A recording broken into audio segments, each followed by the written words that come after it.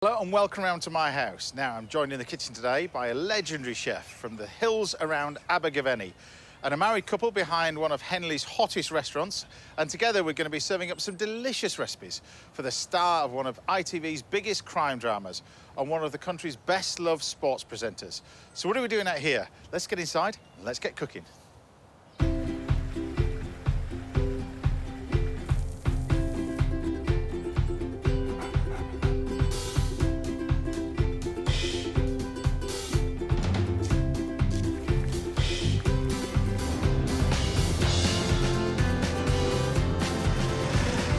Morning.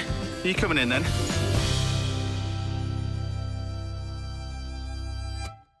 Good morning, and what a show we've got lined up for you today. The very funny Ben Miller will be joining us here at the house. We're excited about that, to talk about his acting success and a new career as an author.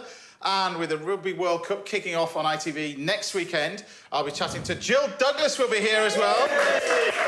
And me and Chef Mark Jordan will be soaking up the sun on the beaches of Jersey in the latest leg of my food adventures. And we've got another brilliant recipes in store from top chefs Ryan and Liam Simpson-Trotman. And don't miss this week's little masterclass, and we're giving you a bit of a butchery lesson. I'll teach you the right way to portion up a chicken. That's not all, because I'm delighted to be in the kitchen today with a man who's a great chef and a greater friend from the Hardwick in Wales. It's the brilliant Mr. Stephen Terry! The legend, Mr. Stephen Terry. Welcome to the house. What are you cooking for today, then?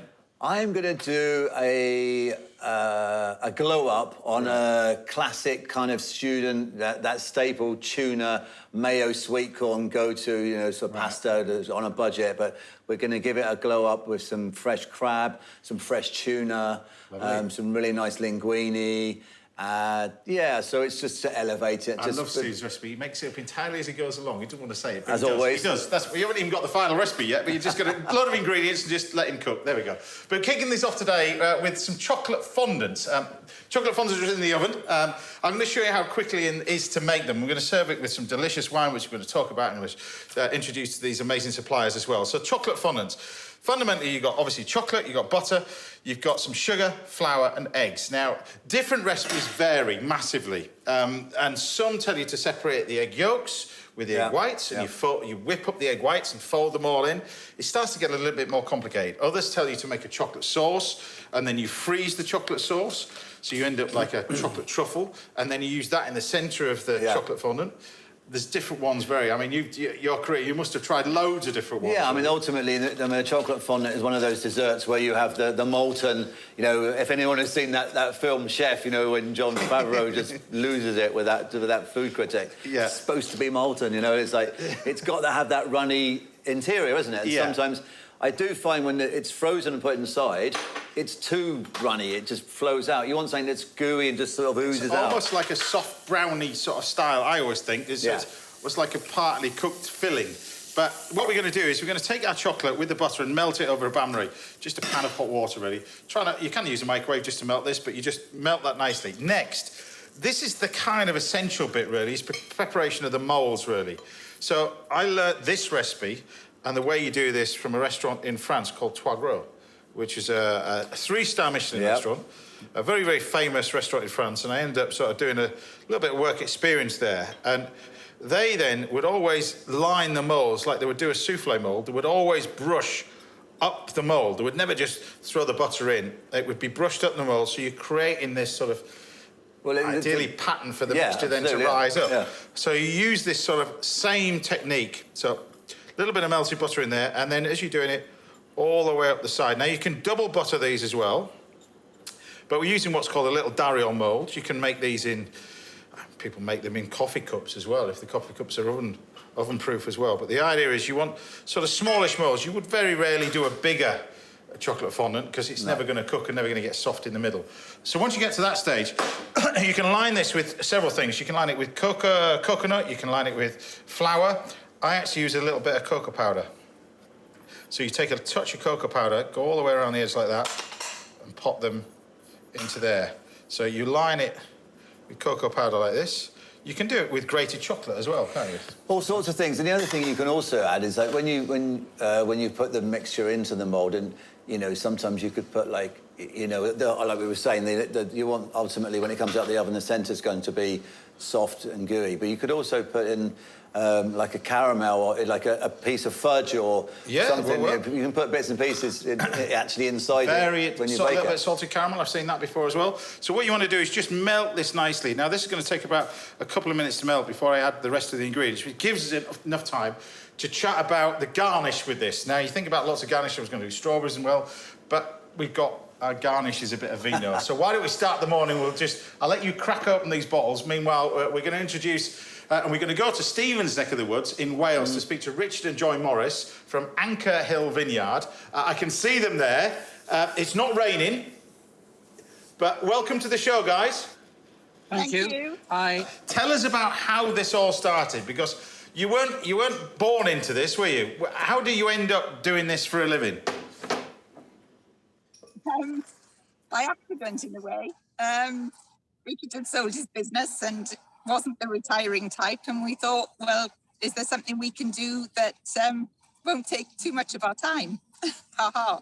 It sort of started as a hobby, James, and it's developed into a sort of major wine production business. You know, we just followed our nose really over the years, and we enjoy it. So, you know.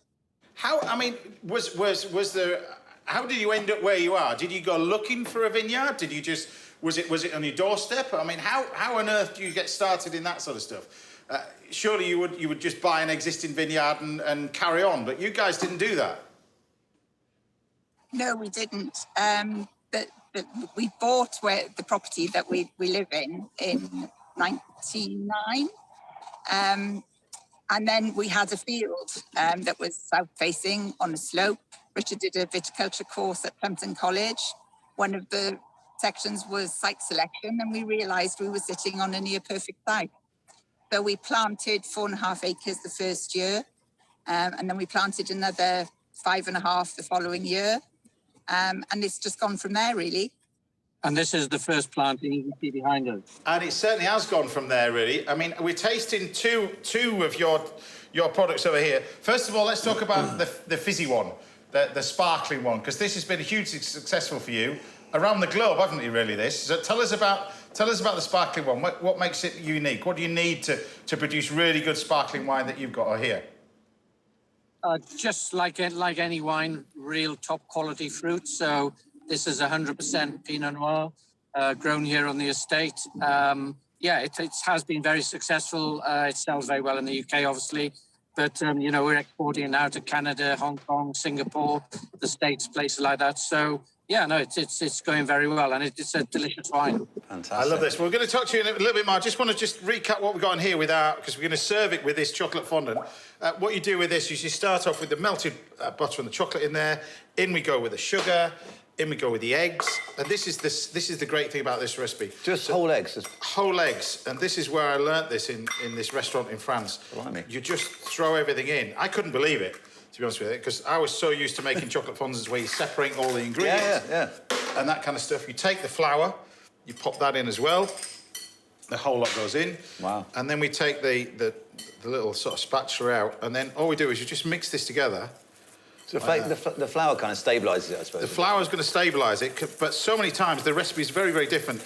Usually, chocolate fondants, like I was saying, you make the meringue and you separate it and you add the egg yolks and all that kind of stuff. But you just mix this together to this mixture that we've got in here. And then what you do is you take this and we're just going to pour it into our moulds. How easy is that? So it's so easy, 3/4 full. Now, the great thing about these, you can freeze them. So you can cook them from frozen.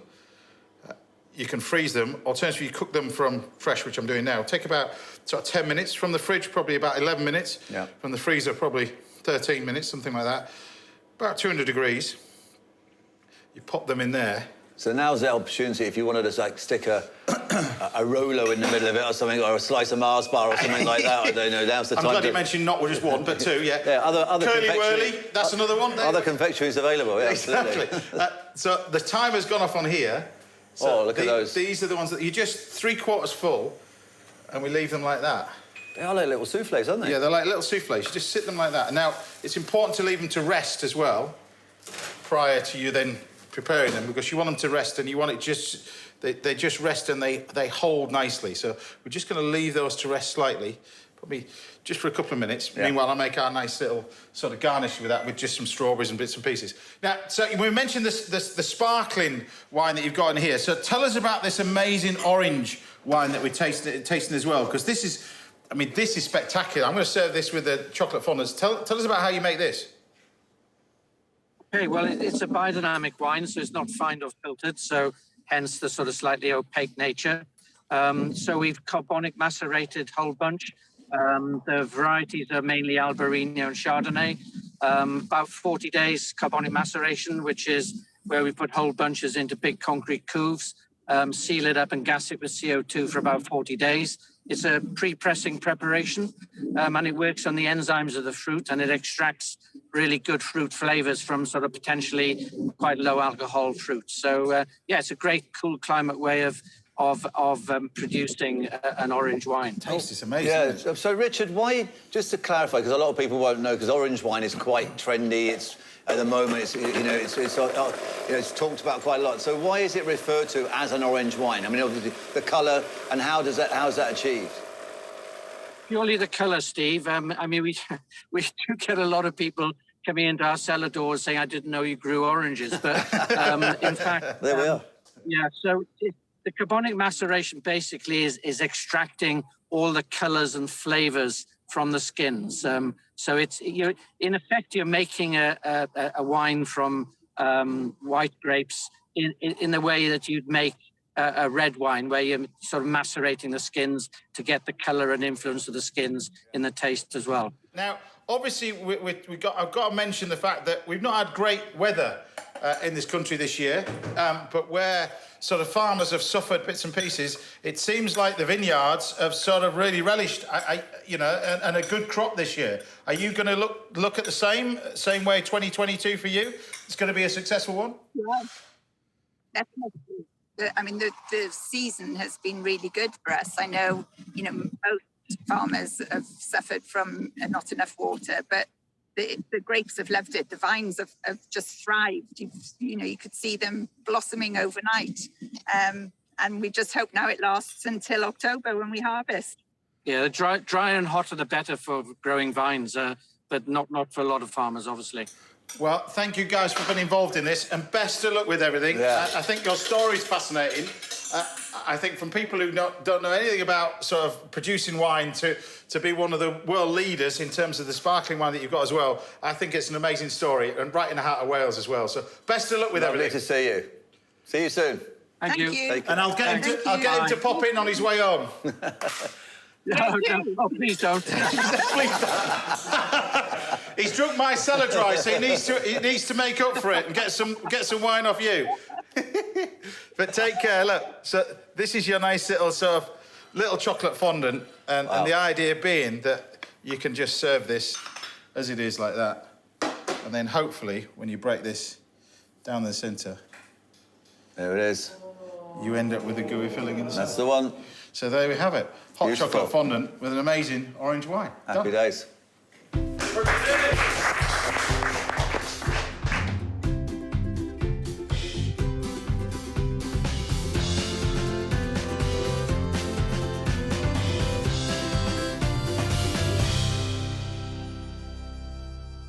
There we have it.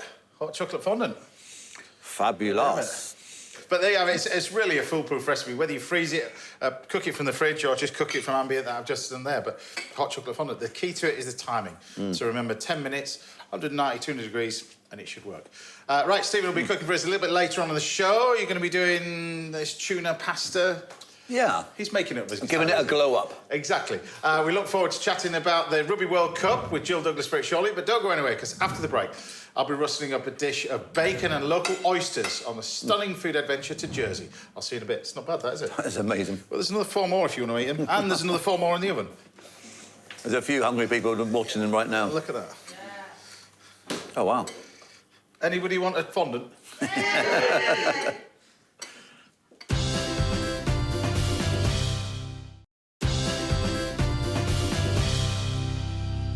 Welcome back. Now there's a masterclass in portioning up a chicken coming your way a little bit later, and I'll be in the kitchen with comedian, actor and writer Ben Miller a little bit later. OK, it's time to take a look back at some of my favourite food adventures. And this week, I'm on a tour of Jersey with my own mate, Mark Jordan. And while Mark's learning all about the local oyster trade, I'm firing up the barbecue on one of the island's most beautiful beaches. Enjoy this one. Welcome back. I'm on the island of Jersey with top chef Mark Jordan. I've learned all about Jersey Royal potatoes, but this island is also famous for its oysters. So Mark's off to meet Charlie, a farmer with the Jersey Oyster Company, where they grow these wonderful shellfish. The oyster farm spans 35 hectares and sits on the southeastern tip of Jersey, which is wide open to the English Channel. We all know with shellfish and lobsters and oysters and all sorts, it's all about the quality of water. What makes these Jersey oysters so good? Well, we get an enormous tidal range, the third highest in the world, and it flushes through here every day, twice a day. So these oysters will be under about 10 metres of water in a few hours' time. Right. In that water is endless nutrients which they feed on. So how long does it take from coming out of the beds which we see there now to the holding and then to the final when the public buy them? Well, they come in from land-based hatcheries, and they're 6 mil, so about the size of the end of a pencil. So these oysters are heading for 18 months to 2 years old. So that's the turnaround time from that little seedling to that is 18 months? Yeah. Wow. I'll just unhitch a bag here. These will have been put down a few weeks ago. Wow, there's quite a few in there, isn't there? There is. The quantities are carefully measured so that it allows them room to grow, but without them growing together, which is what they really want to do. So we've got the oysters. Should we go and have one? Let's go. Welcome to the tasting room, Mark. It's an absolute pleasure to be here. Do you fancy giving me a hand with some shucking? Oh, if you force my hand, I will. So is there a technique to this? Just courage. And don't use a lot of pressure. Just get the knife in. A little twisting. And then a little twist. And break the seal. pop the hinge. That's it. And then cut the muscle away from the top shell. Then make sure you've got rid of all the little bits of shell there. Yeah. And then remove the muscle from the bottom part of the shell. Flip it over as you've done. Perfect. Cheers.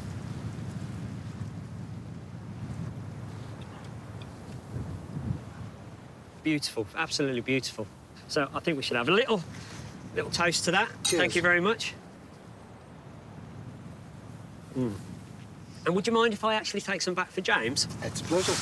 Thank you very much. James, you are going to love these. I'm sure I will. Thanks, Mark. I found the perfect spot to cook with them as well. This dish is wonderful, and it utilises the oysters that Mark picked up for me. I'm actually going to cook them, because a lot of people don't like raw oysters, but if you're going to try them for the first time, I'm just going to simply cook them on a barbecue. I'm going to serve it with a wonderful salad of bacon, some croutons, actually pickled onions, but it's the liquor as well, the vinegar, which works really well together with the oysters as well. So the first thing we're going to do is make our breadcrumbs, because I'm going to start off with a little salad. So just take our little bit of bread. Look at that, the sun's out. It's a gorgeous place. So chop up your little bit of bread, and then we're just going to fry this off. Just a little bit of olive oil. Just get a bit of colour on the old croutons. I just get so much enjoyment about cooking outside, you know? You spend your life as a chef cooking, just looking at tiles. That's all you see, tiles and shelves. And the occasional chef shouting at you, which I used to have by a Frenchman over there, lunatic. But it's just so nice to be out and about, look. We've got some croutons here, looking lovely. They just go to one side, leave those underneath. Meanwhile, we've got our bacon. Pass that over. Thank you, Ash, lovely. Multitasking is that man as well. Ask him to cook, it's hopeless. Put a camera in his hand, he's a genius. Just look, a little bit of oil. Now, I'm going to utilise this as a dressing, so we need the fat from the bacon to make a dressing, and actually going to do this as a sort of a bacon fat dressing, like that. Then I'm going to serve this with pickled onions. Chefs are obsessed with certain ingredients, and they'll go for sort of wild samphire and caviar and stuff like that. This, to me, you cannot be on a beach without pickled onions. You just can't. I'm going to use some of this vinegar as well, so keep your eye on the little bit of bacon there as it crisps up. And we take our onions and we can slice these like that. Now, this is a little salad that I'm actually going to use for our oysters when they're cooked, because that pickle, that vinegar, works really well with oysters. Put them into a little bowl. Together with some tarragon. Now, tarragon is another great flavour with oysters. You often find that restaurants will serve it with a bit of tarragon vinegar when you have them raw with a few diced shallots in there. So this is kind of the idea, really, what I'm going for this. But you've got your gorgeous crispy bacon. You've got to be careful with this bacon, particularly the bacon fat, because I ain't got any shoes on. And I refuse to wear sandals. I can't do with sandals. I don't like people who wear sandals. I don't trust people who wear sandals. Look. And then we're going to utilise this to make our dressing. So you've got the crispy bacon. That's going to go partly into our salad, but also partly with our pickled onions and my tarragon. So we're nearly there with everything, really. I've got my nice little dressing there. I'll give this a quick mix. A little bit of black pepper. Not salt, of course, because it's pickled anyway, so a little bit of black pepper.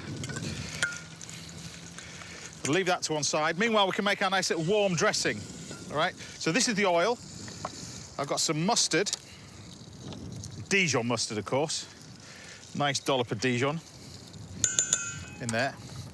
I'm just going to use a touch of this vinegar from the onions. Give this a little whisk. Then you see you get this wonderful little sort of French-style dressing.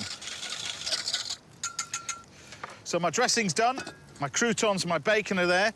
Now, turn our attention to our oysters. These are absolutely beautiful. Look, pop the knife in along the side, wiggle it, and then it'll open up.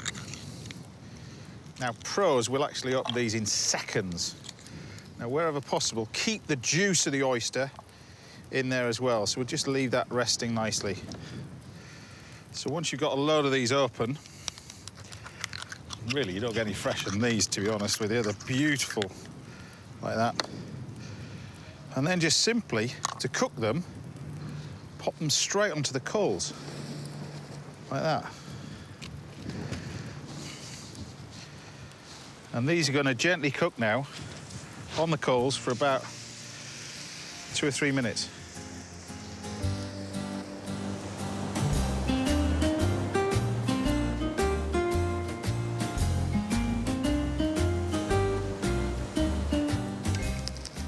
Now, the oysters are nearly there now. One thing we don't want to be doing is overcooking them, so grab a little bit of this salad.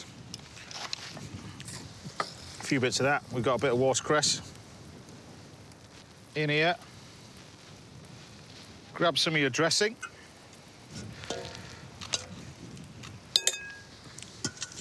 And give that a mix together. That's all that fat from the bacon. It's a nice warm salad with the croutons, everything else. And then simply, we're just ready to plate now. Grab your tongs. Lift off our lovely little oysters.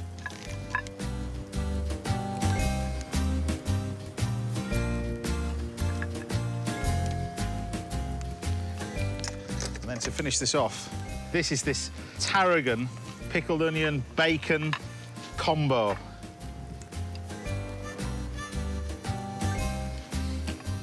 Finally, you get your nice salad.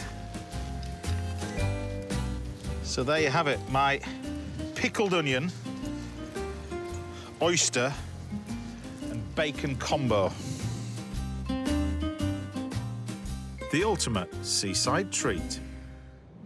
Jersey is a special part of the world as well. If you ever get a chance, really go, because it's fantastic. It's beautiful, beautiful, beautiful island. Right, still to come, I've got dishes from chefs Ryan and Liam Simpson-Trotman, and the one and only Stephen Terry will be here. But I'll see you after the break, when Jill Douglas and I will be in the kitchen talking about the Rugby World Cup and also clam vongole. I'll see you in a bit.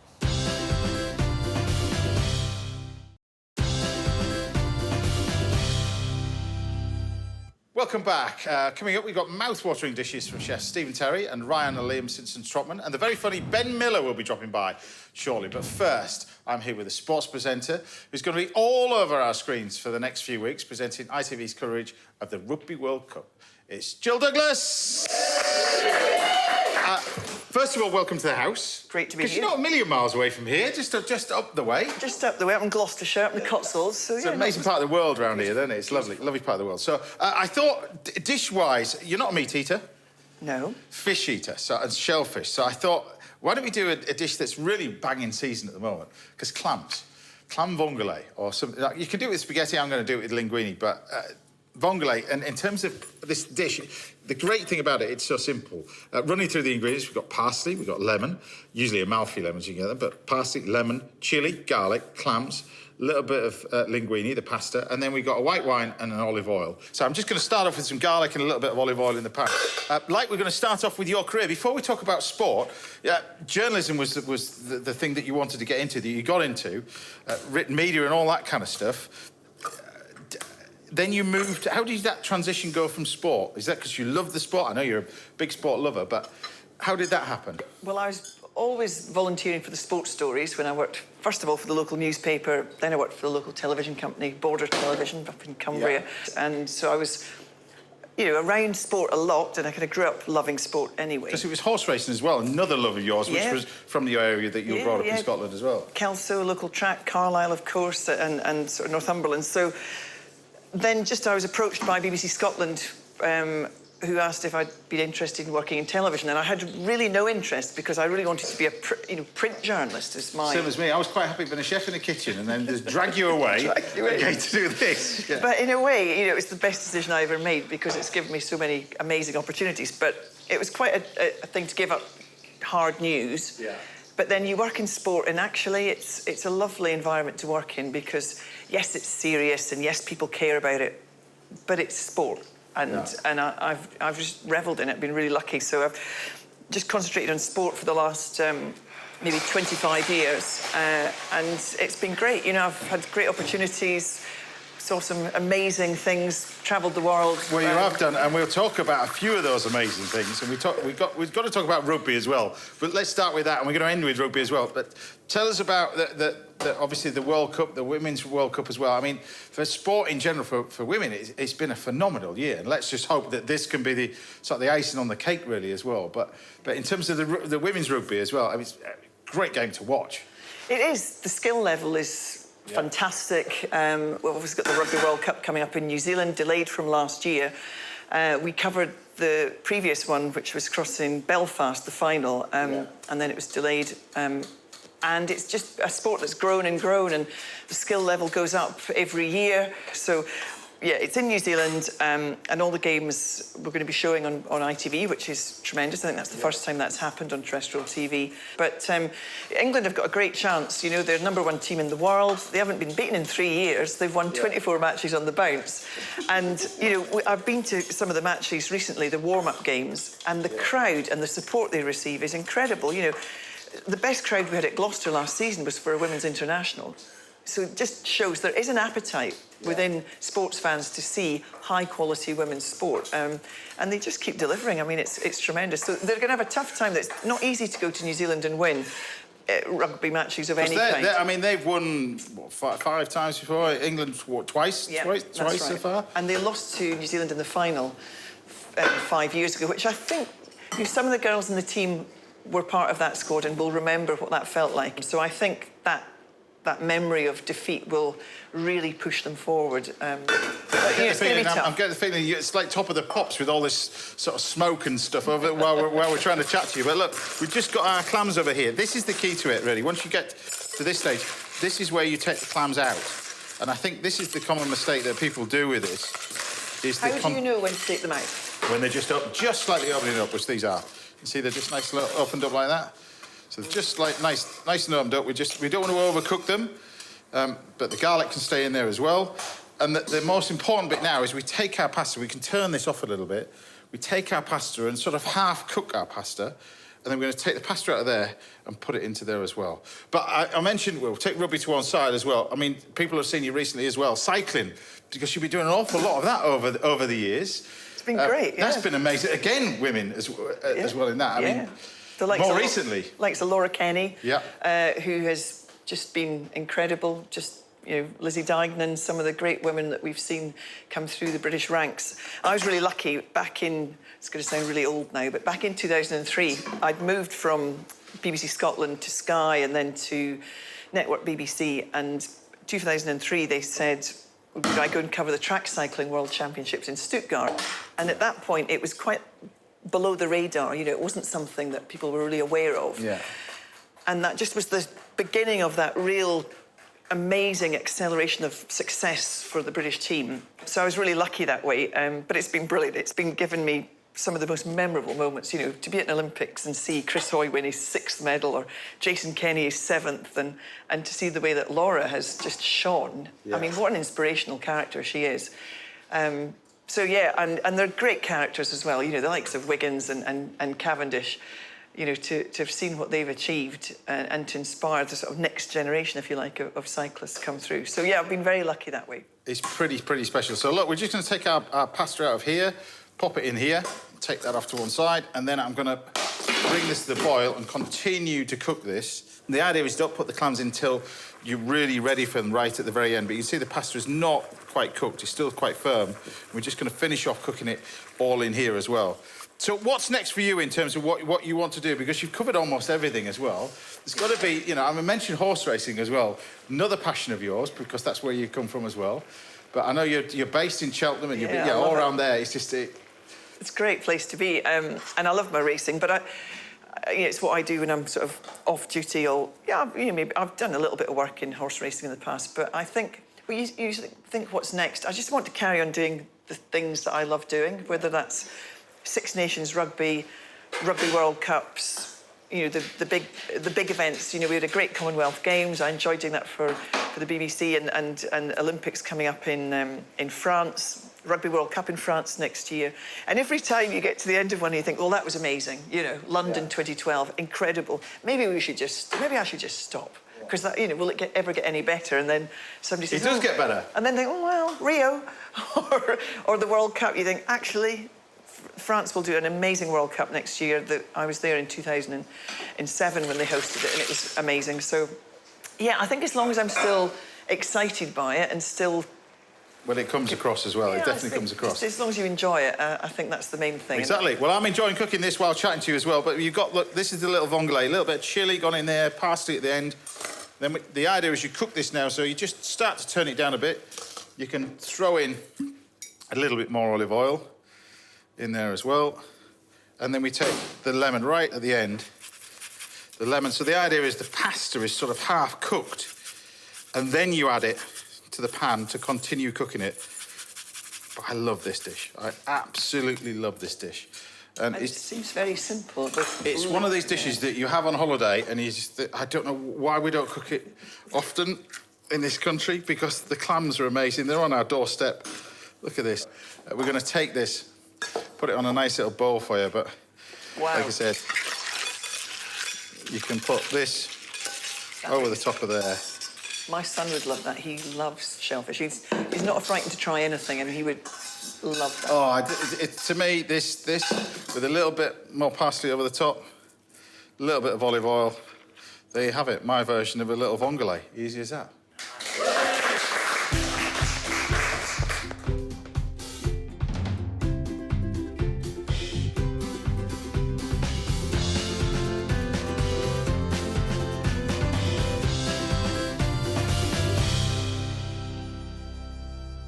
There's a lot to eat, but and you got more coming as well. You got more food coming. This is not all for me. Not all for you, but have a taste of that. But then taste it with the clams and everything. I think you'll see it if you taste the clam meat as well with everything else. It's just not the easiest thing to eat. Yeah, but when you cook it with that, and it's really The simple. flavour and the freshness. It's the freshness of it and the clams and everything else. It's one of those, it's a magical dish, that. Well, there'll be more from Jill a little bit later, and I'll be serving up lamb chops for Ben Miller from Professor T in Bridgeton very shortly. But join me after the break when the incredibly talented duo, Ryan and Liam Simpson-Trotman, will be wowing us with another one of their fantastic recipes. I'll see you in a bit.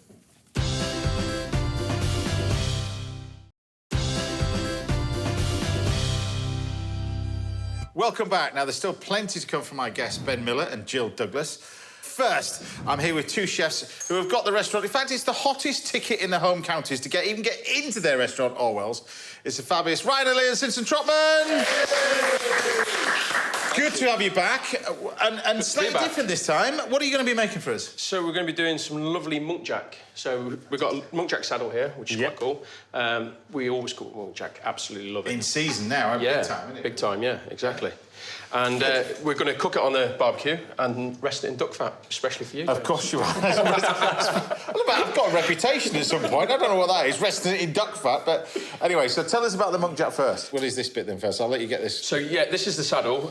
We get it in whole, we break it down, we use the whole animal. So we use nose to tail, and we find the saddle's quite easy to cook on the barbecue. It's really delicious. A lot of people can associate with that cut of meat as well. They compare it to sort of venison. It's not really venison, is it, really? It doesn't really taste more lammy, would you say? Not as strong as venison? Yeah, I'd say it's really light in flavour, because you think game, you think it's strong, bloody, but this night, it is, like you say, it's very lammy in that sense. Venison is darker, this is a lot smaller, the animal, so it's I think it's very, very tender. I think that's the most important. It's really, really tender. I think if anybody wants to try it for the first time, you're probably better off trying this if you want to try it. Definitely, and then go to venison. Yes, 100%. It's like you wouldn't go straight in for a hare without trying the rabbit first, obviously. Exactly. Well, that's a different case. A hare's quite strong. Well, very, very strong as well, isn't it, really? But very easy. I mean, like you said, a great loin off this. It's Yeah, I mean, the colour of this meat as well. So all I'm going to do is just take it off the bone like so, and you just get this beautiful loin. I've still got it, as you can see. I'm watching because I'm mesmerised thinking, how much is the chef going to waste here? There's a little slip. Oh, there's a little slip. There's a little slip. Just a little one. Liam's actually the worst person to have watching you because he's such a perfectionist, so it's really difficult. But anyway, so I think I've done a good job there. So I'm just going to pop that over the back there. We're not going to need that. Hide that bit, yeah. Yeah, hide that bit. The bit with the extra meat on. And then we're just going to trim this up. So this is just like what you get. I suppose you can get from the local butcher house for a loin of venison or a loin of lamb. And we're just going to take this little bit off here, like so. And then we're going to fillet it almost like a fish. So, well, not fillet it, take off the skin. But we don't waste any of this. We'll mince this at the restaurant. This time of year, going into autumn, straight winter, faggots are absolutely but it's that fantastic. sinew you've got to take off. That's the key to it, really. Yeah, definitely. Otherwise, it become really chewy. And sometimes, you know, like when you have like a lamb loin and you leave the fat on, it's a little bit of a compromise because sometimes you get that sinew underneath, which is a little bit annoying. But yeah, so there we go. Now, we've never asked you when you've been on the show. What made you set up where you are now, Orwell's? Well, to be honest with you, I mean, we had a restaurant not too far where we won a Michelin star called the Goose in Britwell Salome, which was just outside Watlington. And we were looking for property within the area. We had a look at the place and we fell in love with it. A great catchment area, great garden. I kind of walked in and thought, right, I can sit 40 in the garden, 30 in there. I thought, this is going to be a good business venture sort of thing. And what's happening over here? So just while Ryan's talking about that and you asked that question, I was trying to get this on. So basically, to go with the munkjack today, I was thinking autumn, game season's upon us now. We're moving into a nice autumn crop over seasonal things. So this is our caraflex or pointy cabbage, I call it.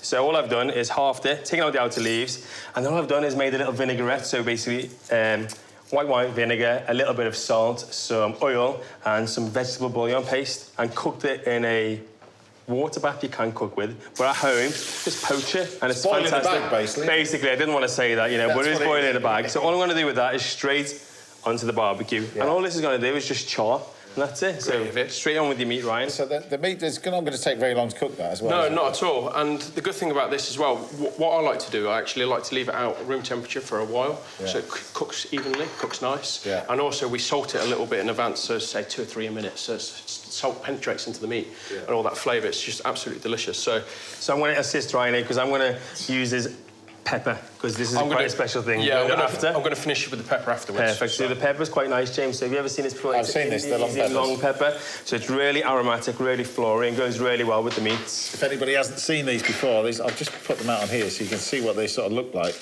This is actual pepper.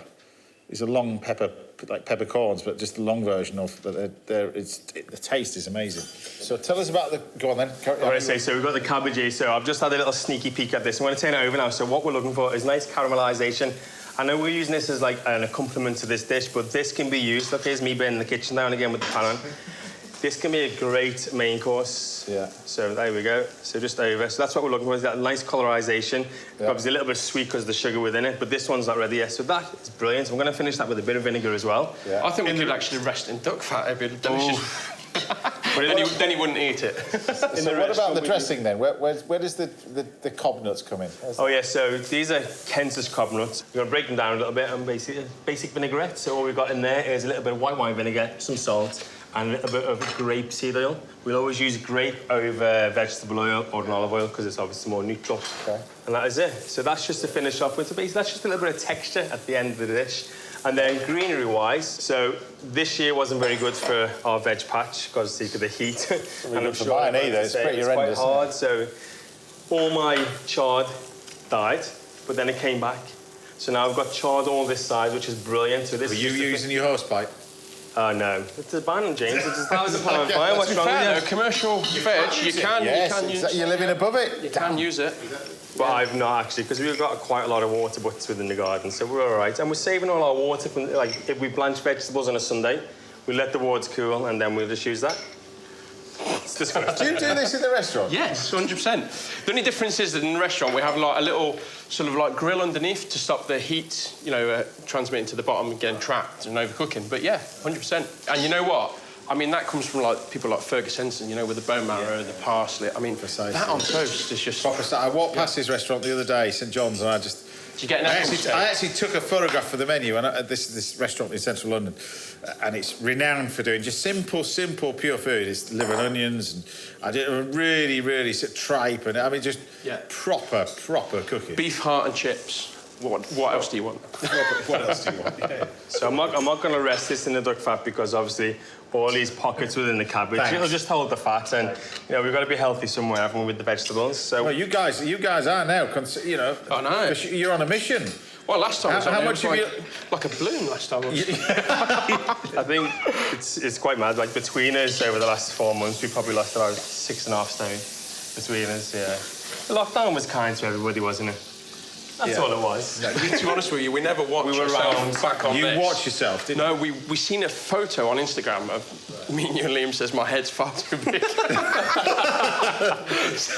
so we said, no, we've got to go on a diet, man. And it's quite nice. Until you start having a gin again, then it's like, bloody hell, it's not. Yeah. So what are you doing now? What are you got there? So here we've got a little bit of sea aster. So these are from the Cornish coast. And we have a little caravan down in Devon, so I say Cornish coast or Devon coast. So when we go down, we pick some seashore vegetables. So basically, they're quite nice, actually. So it looks kind of like spinach, but it's a little bit more dense. It's got a bit more bite to it. And then just a little bit of chard to finish off. Yeah.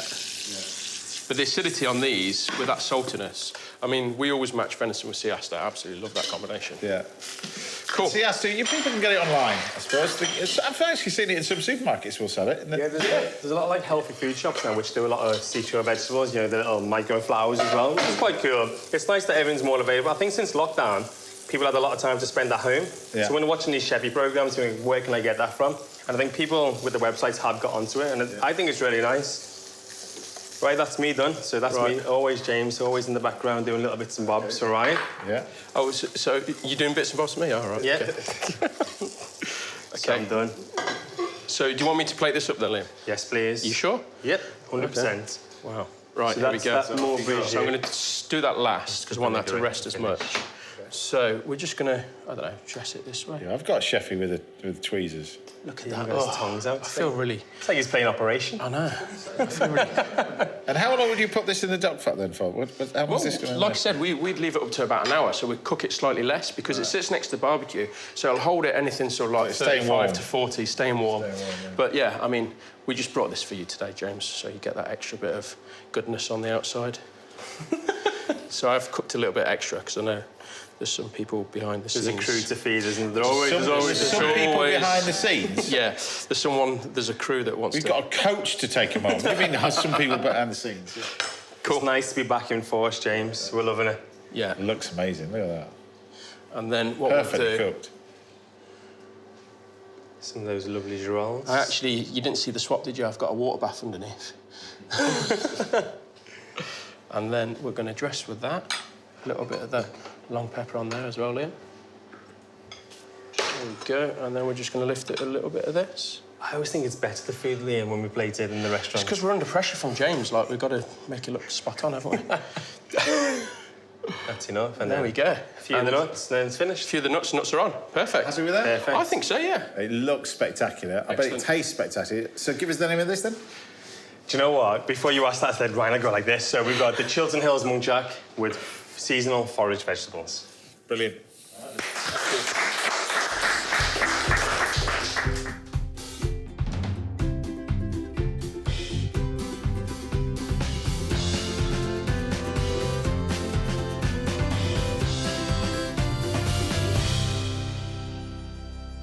Well, I'm looking forward to this. You've got a little bit there that I know you want to dive into as well. But Yeah, I'm going to have a little... you're going to have a little taste. I like the cabbage. You can try the You're cabbage. going to have the cabbage as well. So. I'm still vegetarian, that's why, James. You still Still vegetarian? veggie, going strong. Good cabbage. Is this going to be on the menu then? Yeah, it is on the menu at the minute. Obviously, it's been on the menu. It's a favourite for the restaurant, isn't it? Right, it tastes absolutely fantastic. Ryan and Liam, everybody! It's unbelievable. Are you going to stick around for the rest of the day as well? Of course. 100%, yeah. I know they're going to be nicking some mulberries from the garden. That'll be on the restaurant menu, I reckon, but a bit later as well. But it really is fantastic as well. I'll be chatting to Ben later on in the show as well after the break, and I'll see you then. I'll be portioning up a chicken. I was giving you a masterclass in portioning up a chicken. Trust me, it's well worth the wait because it's something that a lot of people want to learn. But anyway, this is delicious. I'll see you after the break.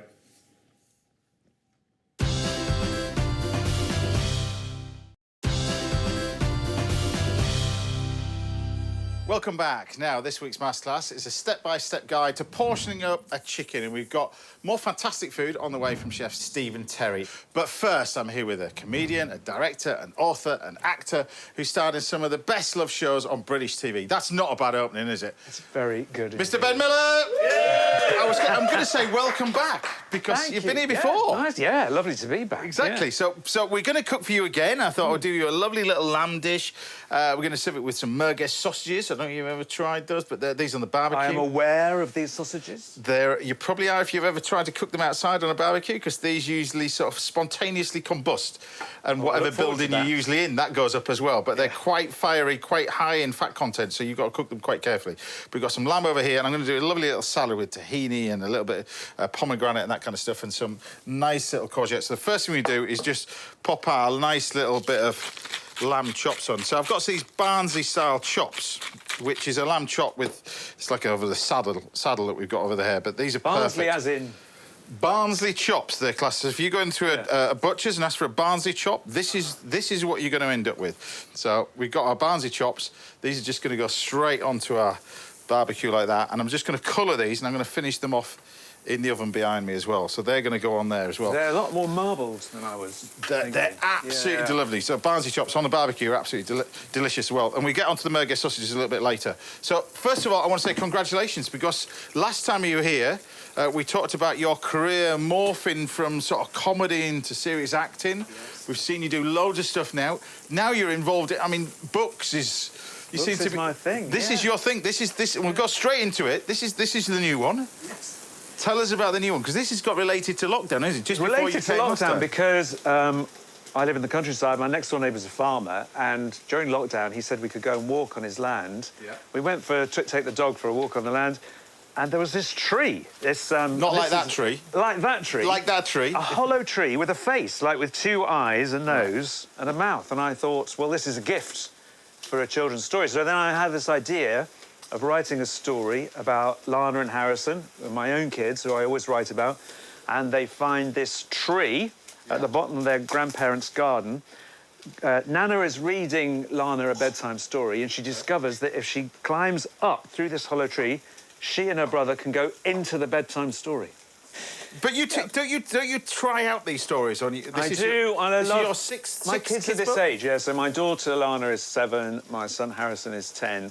I started writing my first book when my oldest son Jackson was around 9, 10, and yeah, I write. Those are the ages that I write for, sort of 7 to 11. Yeah, so I get, you know, I mean, it's great. I get to do something with my kids. I get to, you know, and I get to try the stories out on them, and I read the stories to them as I'm writing. And what I always watch out for, James, is that moment where their eyes glaze over and they just get up and walk off. Right. Because I think... Does that happen quite a lot? That does happen, right. And that always tells me... So I think that's one of the reasons that the books are written to really sort of grab kids. At the end of every chapter, I make sure I've got something that makes them want to carry on reading, just so I can keep my own kids there. But you mentioned it's related to lockdown. And more and more, I've been told more and more kids are reading. You know, the popularity... More adults are reading. But the popularity of books in general have suddenly increased. We watched everything on the telly, didn't we? Exactly. We ran out of anything exactly. And we're bored of being trying to be chefs, so we've bored of that now. Everybody was trying to be chefs, weren't they? We realised we had no talent as chefs. Yeah. We watched everything on the TV, and so we started opening a book. And I think it's a great thing. I like to think... Look, there were lots of hardships, weren't there, of being in lockdown, but hopefully there were some benefits too. And maybe one of them is that we've all kind of slowed down just a little bit. Yeah. I mean, that would be the hope, anyway. Moving away from the book for a minute, yeah. I want to talk about your career as a comedian and the comedy and that kind of stuff. Yeah. Because I was reading last night, I was doing a bit of research on you, and it may be right or may be wrong, but you said you didn't really like stand-up. Oh, no. You hated it. You weren't very good at it. I was terrible at it. Basically, I had belief in the jokes. I mean, I had a... Right. you know, I had belief in what I was doing. Like, when I used to open with a joke, well, what about the Norman Conquest, then, eh? How humiliating to be defeated by a nation who go on to celebrate their victory with a tapestry. Anyway, so what would happen is I'd get to about this point in the act, and a lot of comedians, what they would do is they would see it through and they would carry on doing their jokes until they won the audience round. I never got to that. I would literally I've been Ben Miller, thank you very much, good night. And I would just run as fast as I could, hopefully to a waiting car, and leave the city. Anyway, what I discovered was the answer was team up with someone who was funny, which was Alexander Armstrong. Which didn't do too bad, did it, really? That worked fine. That worked fine. That was my way of How getting did that come about, anyway? How did that come about? Well, it's just, you know, basically through doing... You know, there was a sketch comedy club started in London, and we both joined it. And, yeah, and then we kind of found our feet, you know, doing that. And then once we'd kind of figured out that, then we were able to then play the stand-up comedy clubs, but only once we'd figured out how to do it in a theatre. But both of you have gone on to do different careers after that, and successful careers after that. You know, it's got in that presented. But I mean, you've gone into the acting side, the serious acting side of it as well. Bridgerton, you can't have imagined that been the success that it was. Bridgerton was a crazy thing. More gutted that you get killed in the first series, which is not good. Killed in the first series, and I was playing a very sort of interesting part. So I sort of there are two rival families. For anyone who hasn't seen Bridgerton, there's two rival families, really, the Bridgertons and the Featheringtons, and I played the father in the Featheringtons, who was not a very nice piece of work, I have to say, James, not a very nice man. But you're right. First of all, two unexpected things about that. One, it's not a comedy at all. It's a drama, and I was playing the sort of, you know, that got me my break, really, into serious acting. And the other thing is how successful the show was, because, I mean... Globally as well. Globally, yeah. I mean, I think it may have been overtaken now by Squid Game, but I think there was a period at which it was, like, the most watched show, certainly on Netflix, and I don't know about... you know, other platforms. But this is how times have changed. The streaming thing and all like that has changed for you as an actor as well. I mean, it's given you so many different avenues. It's been a fantastic springboard for me because, of course, to have a hit show is one thing, but also to have a hit show when that was a hit, when everybody was having to stay home and the only really, as we were saying, you know, everyone had watched everything else on TV. Yeah. So I think it kind of, it was a break, as they say. Well, just before we set fire to my pizza oven area and we put these merguez sausages on the barbecue, I'll just explain what we've got going on here. So we've got the courgettes, which are basically just grilled. We've got the onions, which we just basically just grill as well. I've got my nice little bit of sesame seeds, so we'll put the onions on here, and then I'm going to put the merguez towards you, if you don't mind. Oh, yeah. But these fellas go on. So some sort of helmet. Yeah, what you do with these, because these are made out of lamb, the spices are usually harissa, cumin, sometimes with fennel and garlic and that kind of stuff. They can be beef merguez sausages, but these have become hugely popular, as I said, in France, more recently in the UK over the years, but African in origin. But these are incredible. But North African, I think. Yes, yeah, North African. But they're absolutely on a barbecue. These are absolutely fantastic. So just before they spontaneously combust, shall we just have a look at Professor T in action? Just those people haven't seen it. We'll explain what it is afterwards. But check this out. Are you sure this is a good idea, Jasper? Not entirely, Mother. Germs and intimacy. For me, he is the full phobic package. Well, do take care of him. I shall treat him as well as I would treat you. That's what worries me. I hope you have insurance, at least. Ah. That sounds a trifle superfluous. He's a pedigree. He's potent. And he'll hump anything that moves. With the price of puppies, such as it is, he's a veritable canine gold mine. I shall speak to my insurer and add him to my home and contents. Thank you, Mother.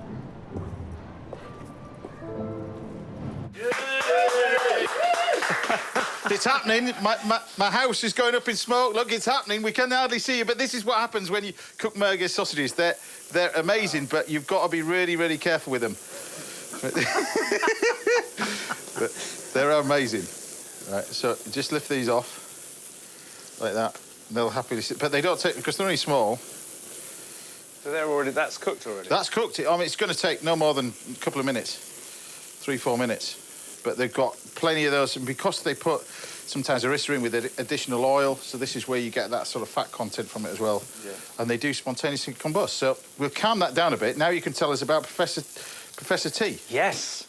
So this is the detective show that I'm doing on ITV. Yeah.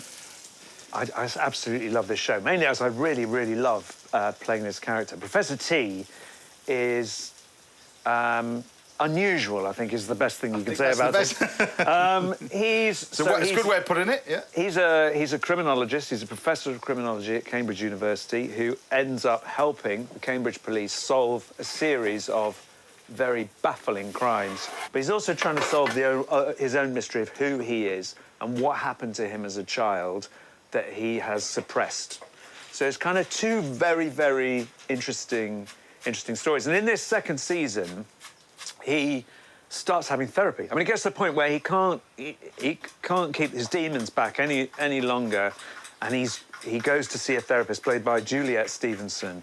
And in fact, there's a great series of a great story, developing story with this of him going to see this therapist. Some of the scenes very, very funny, other ones very moving. It's all heading towards a big therapy session between him and his mother, played by Frances de la Tour, and his therapist, played by Juliet Stevenson. And that's a fantastic scene that comes later on in the series. Well, we've got to stick around for the whole thing. And you're going to stick around today as well, because we've got more cooking coming up. This is just the starter, if that's all right, Ben. So we've got Where's yours? Well, this is exactly. So the lamb I've just cooked, put it in the oven. This is the merguez sausages. I urge you, if you can find them. They're in the supermarket. Try and get them as well. If you see them, buy them. They're amazing. Just be very careful under the grill or on the barbecue, but they taste amazing. And the dressing is just with cream cheese, honey, some lemon, tahini, which is like a toasted sesame seed paste. You put that with it. A little bit of pomegranate over the top, some lemon and some fresh herbs. Job's done. Easy as that. Bravo. Brilliant.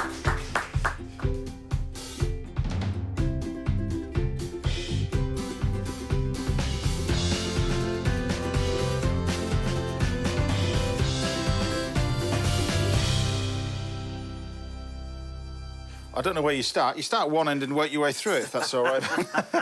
I'll put you a little merguez sausage there, a little bit of lamb. Nice. Tell me what you think of the merguez thing. But OK, I'll try. That's what you think with the lamb, everything else. But it's really good. Really simple with a little dressing, but the dressing's ace. Oh, that is really good. It's nice, isn't it? That's so good. And the merguez sausages as well. There's a little bit of spice in it as well. Sweet pomegranate, absolutely delicious. It's not bad, that, is it? Right. Yeah. That's really, really delicious. That's all right. There you go. That's the first course. I'll be serving the second course of mackerel for Ben and Jill at the end of the show. And I'll be handing over the hobs over to Chef Stephen Terry very shortly. But after the break, we've got a masterclass in portioning up a chicken, buttermilk chicken, that you're not going to want to miss, with a chipotle mayonnaise, and it tastes as good as that does. See you in a bit.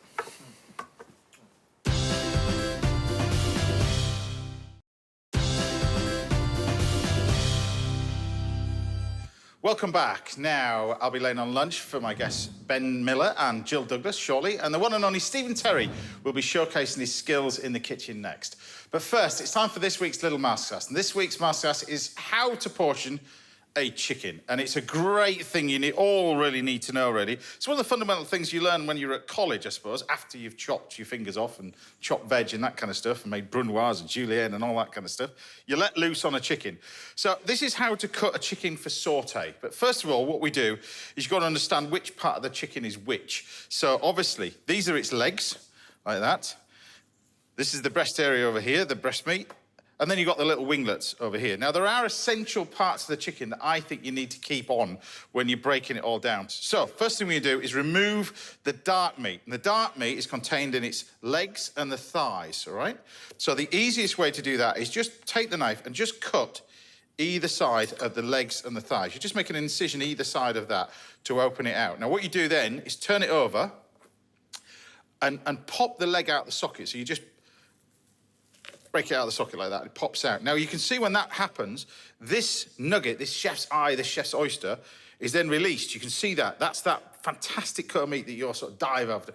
This was the prize that I used to, when I was a kid, you used to fight over. Me and my sister, you'd have grabbed that before anybody else. But that's the best tasting part of the chicken. And what you want to do then is use that as a little guide, and you insert the knife in. You can see the knife as it's going underneath, goes in that little socket. You can see that little socket. That's the bone. Continue down like that, and the legs just come off. And do the same thing with the other side. So the other side, turn it, pop it out the socket like that. The little nugget of meat sort of strengthens up like that, firms up, follow that round. So we've got that nugget of meat now, and then we can cut through all the way through. So you're not cutting through any joints, any bones, really, at this point in time. You can actually take all the chicken out without cutting through any bones anyway. So what we're going to do is take the little joints over here, remove these little winglets over there, bottom bits. And then over here, you've got the legs and the thighs. So to split these, you've got 2 pieces of dark meat now. So split it into 4. You need to find the joint, and the joint really is where this bone is attached to this bone, and you feel it with your finger. Once the little sort of indentation there, you pop your knife in and cut it through. So now you've got 1 thigh and 1 leg. Same thing again. Move it around so you can actually feel that joint. There's a little indentation there. Cut it through. Now, the more you do, the more second nature this is. And I've been cooking quite a long time in my career, so you can actually do this without even thinking about it. And I was tested it the other day. I can do it blindfolded, this one, but you can just, the more you do, the better at it you get. But this is the way you can portion up a cooked chicken as well. So you can see now you've got your 4 pieces of dark meat. So now we've got this bit over here. It's called a crown. How to break this down into sort of 4 pieces of white meat. Now, classically in France, you would probably trim that across, whack it into 4, bones and all, and that would be that. So, but there is a different way you can do it. You've removed the wishbone out of here. It's created a little V. If you can imagine the V line going further up and one going up, it creates this little cross. What you can do is take the knife and follow where that wishbone was, there. Do the same thing there.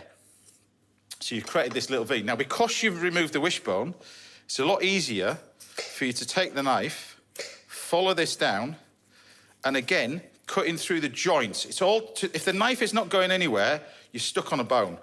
So just cut it through the joint like that, and you end up with a piece of white meat. Same thing again. We cut through. As it trims down, you can see the joint of the bone, which this is attached to this. Cut through, and you've got another piece of white meat. You're then left with just this, the chicken breast bit. Now, what you can do with this, the easiest way, to be honest with you, is take a pair of scissors and cut through like that, all the way through there. Cut through all the way through there. And then that would be left for soups and bits and pieces like that. We'd always have that on a tray at college, and the lecturer would come round and make sure you've actually removed that. Otherwise, you get points knocked off. And we're just left with this bit. Now, to then simply just do this, you can take a knife, and you can either cut it that way or that way. And we just take the knife through, chop it through, like that, all the way through, give it a good press.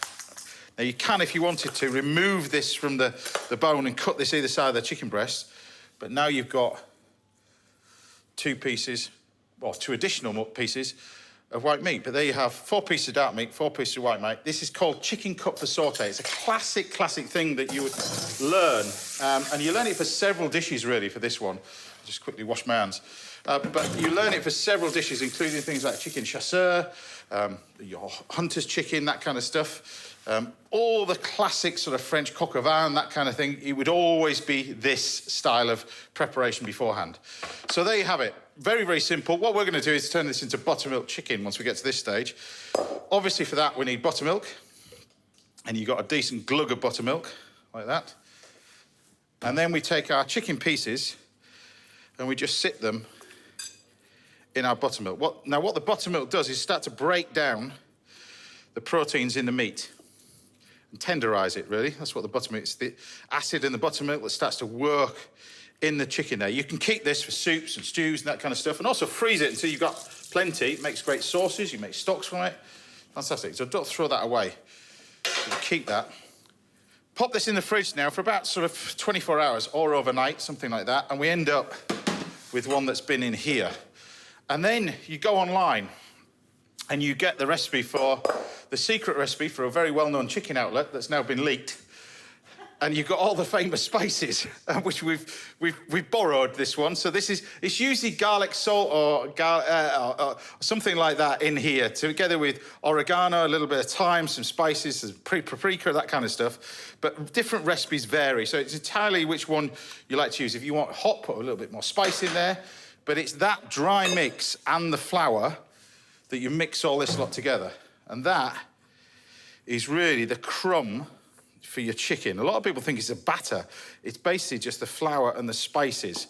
And then what you do is you take the buttermilk chicken and pop that into the mixture. Now, if I was you, I would take a bit of this buttermilk as well and dollop that in. So take the buttermilk and pop that in. The idea being that the buttermilk creates these sort of, chunky bits of batter that stick to the chicken. Otherwise, you can see that it's a bit too smooth. Whereas if you take a little bit more of this and start to build it all up, when you deep fry it, it starts to look like that. You start with chunky bits on it as it starts to crisp up. So really you almost take all of that buttermilk and throw all this lot in as well as you're starting to do it. But you can see as you roll it up like that, you get this sort of nice texture from it. Once you get to that stage, hot fryer. Nowadays, they're called air fryers. I've got no idea how to use one of those. But there then, with it being chicken with the bone, this is going to cook for about sort of 10 minutes in the fryer, or turn the fryer quite hot. It'll take probably 2 minutes in the fryer, and then we can finish off cooking in the oven. Next thing we do is a little bit of mayonnaise, really, for this. It's a chipotle mayonnaise. It's one of the garnishes that I love with this. You can do it as a little sauce, little dipping sauce. It's entirely up to you. Very, very quick to make. We start off with egg yolks. So pop the egg yolks in. Keep the egg whites, of course. You can freeze these. Make great meringue as well from frozen. But there we go. And then with all classic mayonnaises, it's egg yolks and it's a little bit of Dijon mustard. Never, ever English mustard. It's too strong. So a little bit of Dijon mustard. Put the lid on and blend it. Now, the colour from a mayonnaise comes from the oil. A lot of people think mayonnaise can be done with olive oil. Really, always mayonnaise needs to be done with vegetable oil, really. And then what we do is you emulsify the egg yolks and the mustard first, and we gradually pour in the oil. And by blending it, pouring at the same time, gradually, it emulsifies into the egg yolks. You can keep your eye on your chicken. There, look at that. That's what you end up with. So look at that. So we've got our nice chunky bits of chicken. And you can see the bits that you get from it as well. Look, that sort of nice texture from it. Look at that chicken there, with the chicken legs as well. Continue to do all the chicken, and then I would then basically just pop it in the oven for about sort of 15, 20 minutes to continue cooking, which I've got one in there, which you can serve with this simple little sauce. So you keep pouring it in, and gradually, it's the misconception with mayonnaise that it gets thinner and thinner the more oil you add. It does the opposite. It actually gets thicker and thicker. So you keep gradually pouring it all in.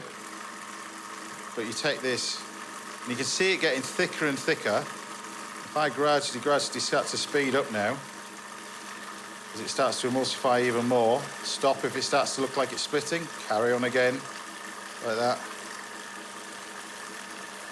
But I'll just show you the texture of this, what it ends up like. Look, you got the simple little mayonnaise like that. The colour of the egg yolks and nuts, the colour of the mayo, of course. And then we can then change the flavour of all this, and I'm going to use some of this. This is chipotle paste. So this is the amazing sort of, this is fantastic. And you want sort of good glug of that in there. If you put some liquid in it, what happens when you blend it, it makes the thick liquid go thin. And it becomes like a dipping sauce, which is exactly what we want.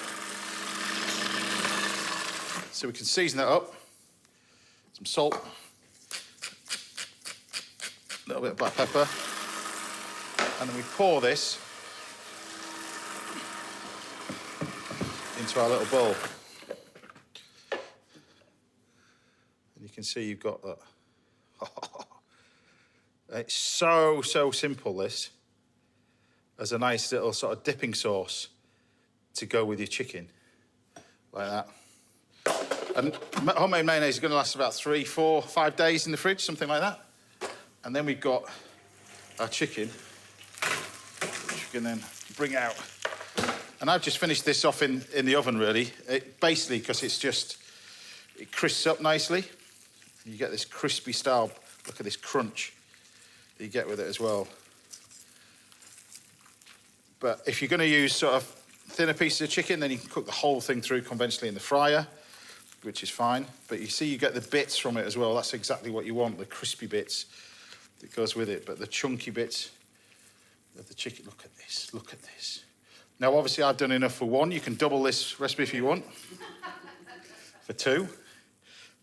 And then we can then grab the rest of this. Really simple. We get some coriander, some chili, some mint, fresh herbs like that, a little bit of chili,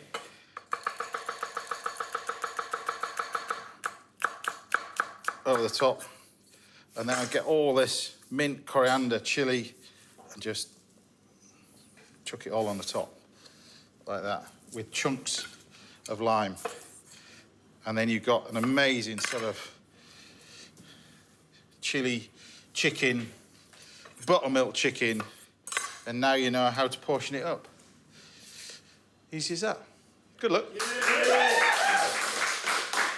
Now, if there's anything you'd like to learn about in a little masterclass, then do get in touch. We'll see if we can help out right here on the show.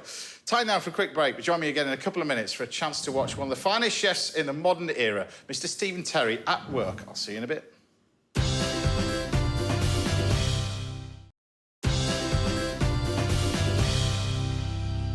Welcome back. Now I'll be treating my guests, Ben Miller and Jill Douglas, to a final plate of miso glazed mackerel very shortly. But first, I'm here with a chef who, along with the likes of Sean Hill, has helped turn Abergavenny into a foodie hotspot. It's the brilliant Mr. Stephen Terry.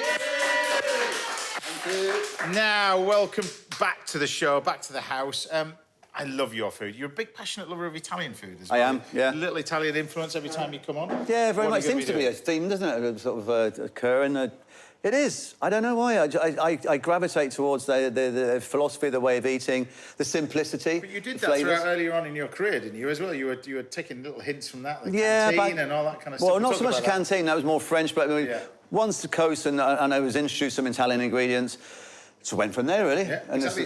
So on the menu we got pasta with sort of a different version of pasta, tuna, and that staple, that student staple. Well, it was when I was a student anyway. I mean, I never went to uni, but I mean, a lot. I never ate like this when I was a student. I know this for a fact. But I know it's tin of tuna, some mayonnaise, some sweet corn, tin of sweet corn, wax and penne in a pan, and put it together, keep you going for a couple of days. OK, well, the stage is set, all yours. You want me to make a mayonnaise? You want me to start off doing that? Yes. So I'm making like a tuna mayonnaise. Yeah, so it's essentially you're making a tuna mayonnaise. You've got that vitella tonata, that amazing Italian dish. Yeah. So it's essentially, so egg yolks, anchovy, French mustard, Dijon mustard, and we've got the amazing sort of beautiful tuna, which is... Well, we'll get onto that a little bit later as well, because, like I said, there is tuna and there's tuna out of a tin, and this is mega, this sort of stuff. So what's first for you, then? What are you going to do? I'm going to, first of all, start off with some olive oil, and I'm going to...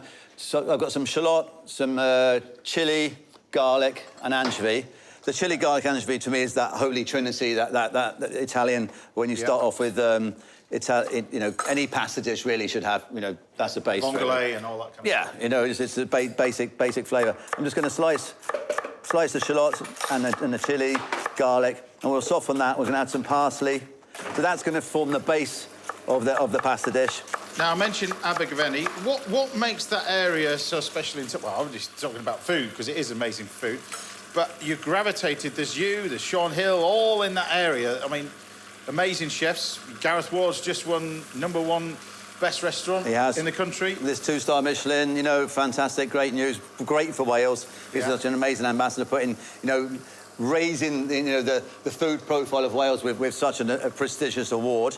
So he's in the north, and you two guys are down in the south, but both sort of very, very famous restaurants. Yours is the Hardwick, and then you've got the Walnut Tree, of course. Yeah, the Walnut Tree. Well, it was the Walnut Tree that first took me to South Wales, because I bought that originally, and then I moved on and then came back. Well, I never really left Wales, but I did some consultancy in London. Yeah. And then Sean Hill, lovely Sean Hill, took it over, but sort of like 15 years ago, and won back the Michelin star that I originally won back at the Walnut Tree.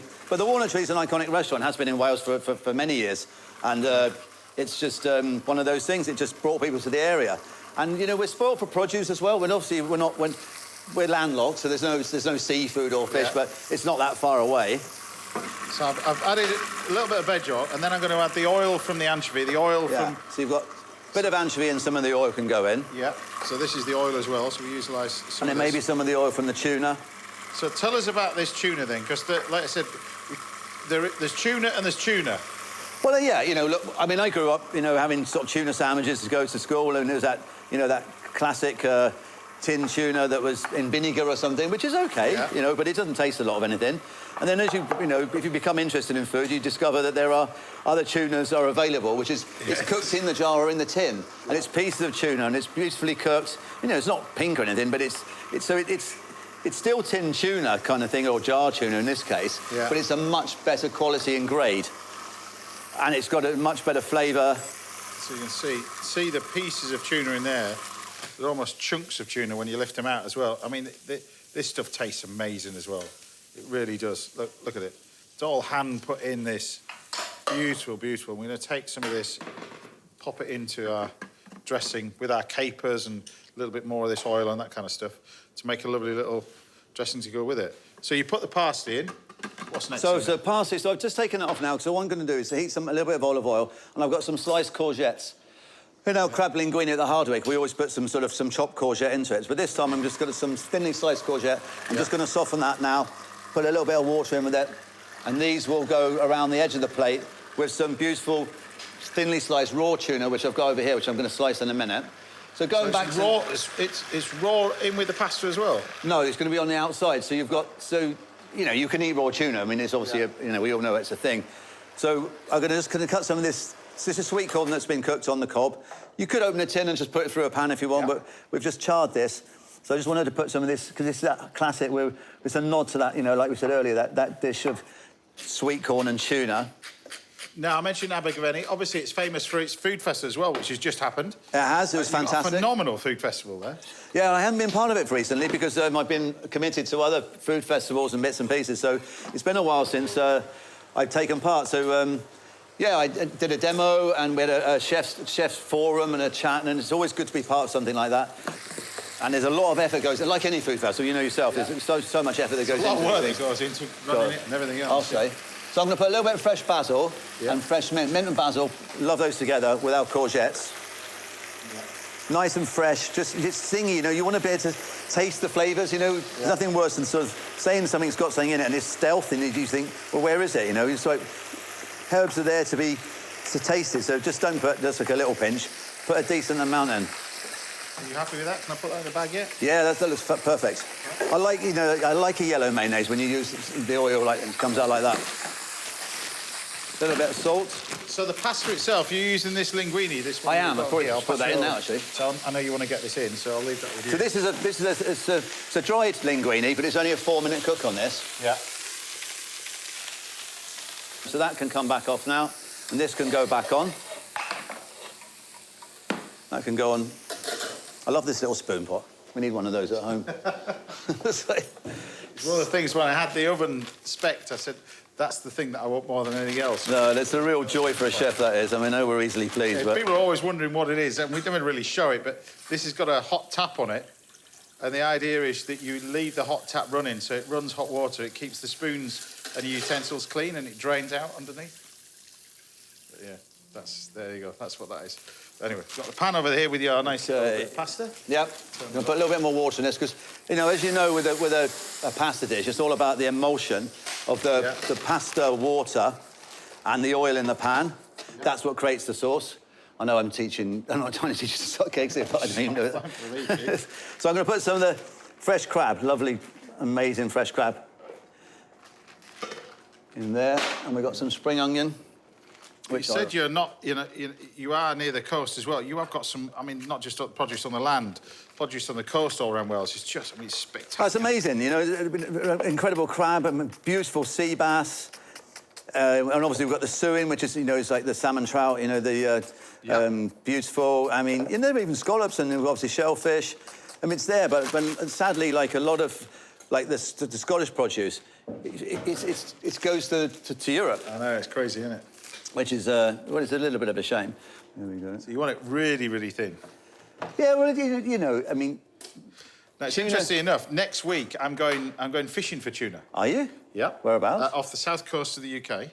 You can't catch them, it's catch and release, but they're big 300-400 pounders, big, massive, great tuna that come in shoals this time of the year. And they catch and release, tag them as well to follow them. But you wouldn't believe this huge, great tuna just off the south coast. I mean, the whole tuna thing, you know, in Japan and the money that these fish fetch is just insane. Crazy, yeah. Like, and the different grades and the way that it's just revered, isn't it? This incredible. So we're just going to put that on there. We've got the courgettes to go on.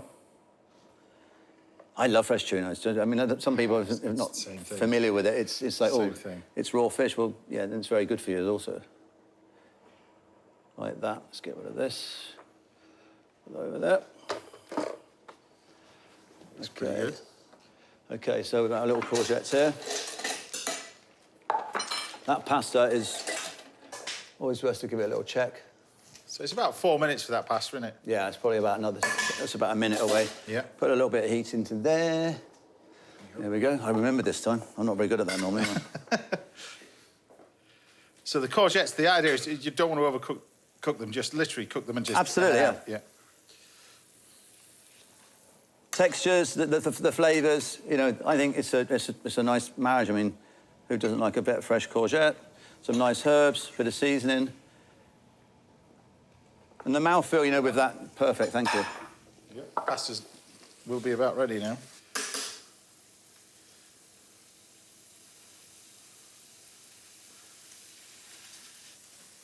And tell us what you've got in here, then. You've got this to finish it off. So that is just fried bread with just a bit of lemon zest. Right. Like a pangranata, but it's not a pangranata. Oh, beautiful, thank you. Yeah. So a little bit of fresh spinach going in there. So it's just fried bread, that's all it is in here? Yeah. And so the other thing we have to remember is this amazing mayonnaise that you've made. We're going to finish with that mayonnaise. You're going to finish it with the mayonnaise and the breadcrumbs and the spring onions and everything else. This is just going to taste ace. So that crunch, you know, that sort of lovely crunchy pangranata, that lemony, like that. And then we got, so there's that tuna. I mean, you could use a squeeze bottle and just go around and sort of pipe it on. I just thought Do you know what? It'd look quite nice like this. Like so, little drizzle of olive oil. You're not bad at this, are you, Chief? I've had a bit of practice. It's like... Happy with that? Yeah, there we are. Stephen Terry, everybody.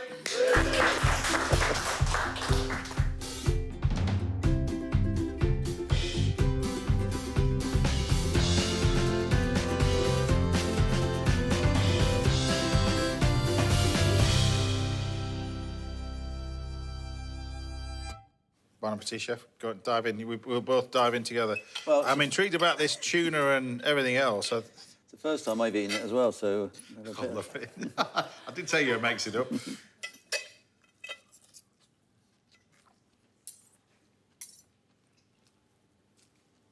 It's all right. For the first time. Oh, what can go wrong? What can go wrong? Oh, that's delicious. That tuna's lovely. How good is that? But like I say, with the mayonnaise and the tuna, tuna's really unusual with that, but with the tuna mayonnaise, you get like a secondary sauce with it, don't you? It's absolutely... You can do double tuna. You know, tuna mayonnaise and raw tuna. It works. It's really, really good. Stephen Terry, everybody! Thank you. The man's a legend. We've still got time for one more final dish, so join us again after the break where we'll be treating Ben Miller and Jill Douglas to a show-stopping recipe for mackerel. I'll see you in a bit.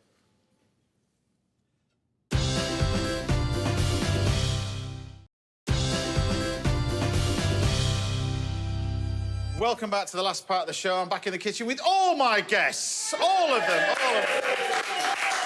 All of them. I shan't list them because it's going to take over my time to cook, but we got them all in here. For my final dish, I thought I'd do a lovely little mackerel dish. Glazed mackerel, miso glazed mackerel, with the help of these two, because I thought we'll do a nice little sort of spring onion fritters. So we're going to make that. The first thing we're going to do is I'll crack on and do the spring onions. I need to make a little batter so you guys can start cracking on with that one. And then we're going to use the spring onions, and I thought I'd chop this through. You're quite happy just sat there, aren't you? Because this is quite a treat for me, actually. I'm usually put you to work, you see. That's the thing when you're here. I know. It's a treat. Exactly. So we got these amazing sort of spring onions. You keep the root on if you want to do this, like that. And we're going to slice these through like that.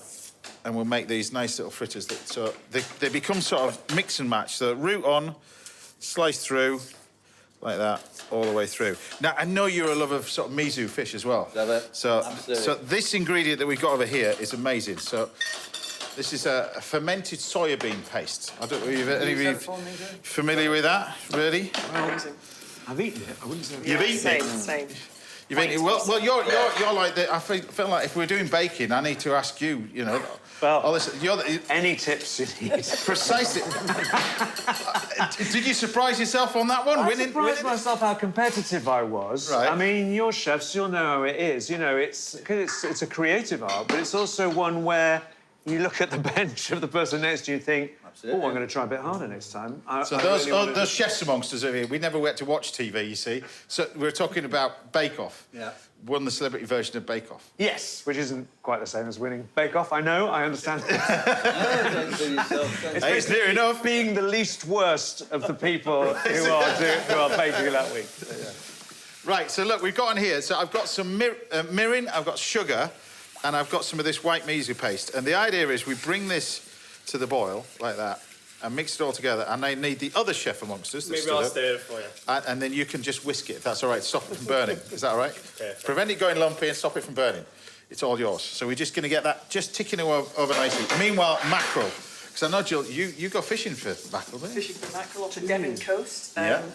Sometimes successfully, sometimes less successfully, but it is a lovely thing to do. And if you can find fresh mackerel and bring them home and cook them yourself. And it's one of those things, when you get it, and you get it really, really fresh, it's just one of the best fish around. So to fillet it, I don't know whether you've ever tried to fillet mackerel or whether you've just given it to somebody else. I'd give it to somebody else. I can clean a fish, you know, if I need to, Yeah. but with mackerel... Well, let me start with the whole mackerel. Yeah. So whole mackerel, very, very simple. Flat fish, you've got 4 fillets. Round fish, you've got 2 fillets, all right? So what you do, nature's been amazing. It's drawn you lines. So you follow those lines, basically. It's like painting by numbers, isn't it? Yeah. But what you do is you take the knife underneath towards the gills, 45 degrees to there, and the knife won't go any further. Then all you do is you turn the knife the other way, and you just slide this along, What? It looks like a magic trick. It's amazing. Beautiful. Comes off. And you do the same thing again with the other side. So Sharp knife. it's a sharp knife. Definitely need a sharp. Is it a magic knife? No, it's not a magic knife. Not like a magic tree. None of that. It's just a sharp knife, and it comes off like this. And then what we're going to do is just with mackerel like this. Just quickly wash my hands. So I'm just going to simply cook it. All right. How are we doing over there, guys? You right? Beautiful. Yeah, spot on. They're not going soggy, are they? They're nice. You know what? They're actually stinging my eyes. They're stinging your eyes? The onions are coming... Right. Well, that's because he doesn't work in the kitchen anymore, isn't it, really? Exactly. He's all gone front of house now, isn't he? Don't start. Yeah, he's please. not working in the kitchen anymore. You need to get him back in the kitchen, that's what that is. Keep him out the front. So we're just going to take our nice little bit of the miso like this. So you're just going to put a little bit on it. Now, the thing about this is that it will burn under the grill. It'll blacken. Now, you actually want that sort of, that sort of, not too burnt. You don't want it burnt. Can you pass us the mackerel fillets that we've got in there? There's a few more that I've got in there. Yeah. But you want to take this mackerel now and just pop it on here. This is just to do the other side. You can, if you wanted to, take this mackerel. The smell of it's incredible, isn't it? That's the fermented soybean. But and all you do with this is you take the mackerel like that. There we go. Perfect. And then you can, if you want, take this glaze and pop the fish, when it's cold, pop the fish in the glaze like they do with the blackened cod. You know the famous blackened cod that fancy London restaurants have it? But you must put mackerel on the menu at your place. Love it. I mean, I think mackerel is one of those fish that's really appreciated being sort of, it's being eaten raw, like mackerel tartare. And, you know, sometimes it's quite a thing that chefs blowtorch in mackerel because it's really appreciated to sort of really undercooked because it's, you know, if it's cooked all the way through, it's quite fibrous. You know, it's quite sort of like, it's almost like tin fish, isn't it? Yeah. So that's the texture. And grilling it, I always think is the perfect one for this. It's just to undercook it, you know, and it will carry on cooking as well. So I'm just going to leave that. It's going to take, what, 30 seconds, 45 seconds under a hot grill? That's what I was going to say. Really. So while that's happening, we're going to make a dressing. So while I'm making the dressing, we can talk rugby, we can talk books, we can talk everything. Because rugby's... Rugby books. You've got a rugby book coming up. Let's recap on rugby. Those people who are just waking up on a Saturday morning, you've missed a hell of a show, by the way, but we were talking earlier about the Women's Rugby World Cup as well. That's happening. It is. Tell us about that. Well, Based in New Zealand? Rather hoping that by the time they've got to watching this show, they've already watched some of the rugby. We like to hope so, yeah. We are going to be going on air really early in the morning because it's in New Zealand, because of the time difference. So we'll be up really early. So you'll either be coming in after a late Friday night and decide to turn on the TV and watch some amazing rugby, or you'll be getting up very early to watch the rugby. And so England, Scotland and Wales have all qualified for the Rugby World Cup finals in New Zealand. I think England have got a look of champions about them, so it'll be fun to see how they do. But yeah, we're on air every Saturday, Sunday morning through October, November, with the final on 13th of November. Well remembered. And I'll probably get that wrong. But it's going to be a lot of fun. And I've got some great people with me. Nolly Waterman, Maggie Alfonsi, they've won World Cups with England. Their knowledge of the game is incredible. And yeah, we'll have a lot of fun. We'll be getting up early, enjoying our rugby, and then tuning in to see what we're going to eat for lunch. Well, he'll be up watching anyway because he'll be busy writing as well. Because you got to say, we just recap to 7th and 8th. 7th and 8th, because it's not your 7th and 8th. We mentioned the children's book. I've just got my mackerels just underneath. I've made a little. This is a little. It's called we're using ponzu dressing really. It's soy. It's some of this yuzu juice. I don't know if you've tasted this before. This is amazing. So this is amazing. It's like a really, really strong satsuma lime, lemon, but just take a little bit of that on your finger, taste it. It's incredible. It's absolutely incredible. It's not cologne. Yeah. It smells very similar to my cologne. It tastes amazing. Oh, yeah. Where do you buy that? You can get kind that of a from preserved lemon kind of... Yes, it's a particular type of fruit. So yuzu is a type of fruit. It's like satsuma lime, isn't it? But That's delicious. But it is absolutely... Supermarkets. Yeah. Well, supermarket, not your normal supermarket. You'll just walk past it and not knowing what to do with it. But look out for it. YUZU as well. But I mentioned the fact that this is your 6th one. Yes. 6 children's book as well. You've written other books as well, but this is... I've written another one while we've been doing the show. So I'll be promoting that in a minute. So tell us the story about this one, because this came out of the lockdown as well. You were... Yes, so it came out of lockdown, basically. I discovered this incredible tree that was right behind my house, just went wandering around in the fields behind my house. There's a tree that had a face, eyes, nose, mouth, and I had this idea that the main characters of my story, they're staying with their grandparents. Nana is reading them a bedtime story, and they discover that if they climb up through this hollow tree, they can go into the bedtime story. So, like a lot of my stories, it's about, I keep saying, is that a magic knife? There's generally some kind of element of magic in the stories. So in this case, it's a tree. A hollow tree. So you've had a little insight of the way his brain's working, see? That's what it is. Yeah. But look, we've just got this dressing over here as well. This goes over the top. This is just delicious, this dressing. It's so pungent, and this very little... And I've just put a little bit of Dijon mustard in here. You wouldn't think about putting Dijon mustard in there, but you can either put that or horseradish, but I absolutely detest horseradish. It's the food of the devil. I don't have it in my kitchen. I don't have it in a mile's circumference of this house. I cannot stand it. So I use a little bit of Dijon mustard. That's going to go in there. And the mackerel, it's just cooked. See, there, look. So, that's incredible. It's just... And you will get that. And that's because you put the sugar in with everything else. It's gone in here as well. And you can just lift off your beautiful mackerel, look like that. And put that. And like you say, you don't want to be overcooking mackerel, do you, really? Just keep it nice and simple. A couple of fillets over the top. I can see that's going to be in the Hardwick menu next week. Either that or a certain restaurant near Reading, that's going to be in as well, but that's going to be on there. But there you have it, sort of miso glazed mackerel. You've got a little bit of dressing left if you want to pop this little dressing on and around if you wanted to, but which is also great. You can have this hot or cold, but that sits with all that. So there we have it, my final dish for this morning, miso glazed mackerel with a nice little bit of oriental dressing. Done.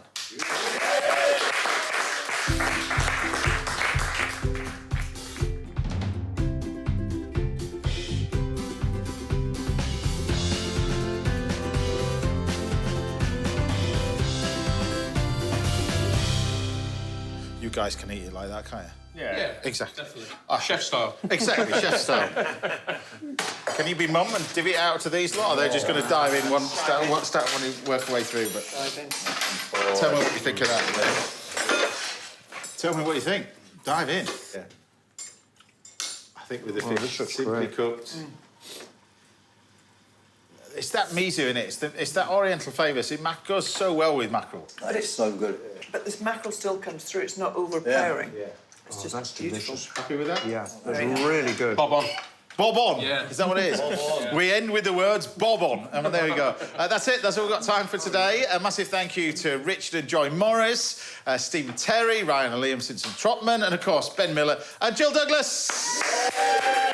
We'll see you back here at the same time next Saturday morning where we'll be celebrating Emmerdale's 50th anniversary with actress Olivia Bromley and 3 of the best chefs in the business. Until then, take care, stay safe. Thanks for watching, everybody. Oh, and good luck to England, Scotland and Wales in the Rugby World Cup next weekend. Bye for now.